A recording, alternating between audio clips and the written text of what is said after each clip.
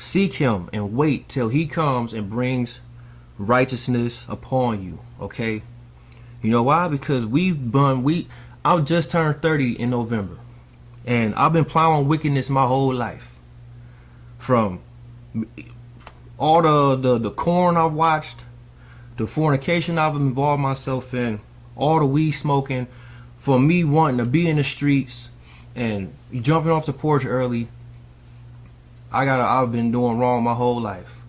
Now that I'm finally starting to try to do the right thing, I'm not just about to get blessed right away. I gotta lay in that bed that I made.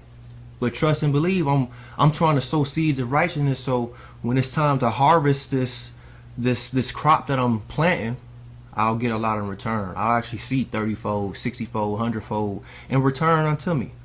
Alright? It's time to seek him. It say, you have plowed wickedness and you have reaped iniquity. You wonder why our lives are hard, especially us Hebrews, us black folk.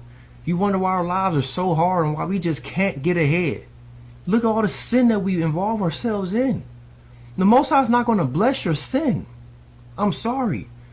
There's too many people out here that do all the boosting, all the scamming in banks and doing things like that. They defraud one another. They backdoor their friends and family. There's too much going on in our community, and you think that we're supposed to prosper, and then we want to rise up and get mad and cry out when a person of another nation attack us and do us wrong? No, that's probably a judgment coming on us because of the sin we've been involving ourselves in, chasing these other gods, not chasing the one that's true and living. All these things accumulate over time, and his wrath is going to come upon us. His hand is going to be very heavy on us individually and on our community. It's going to be hard to rise up because he's the one that's going to be making us rise up.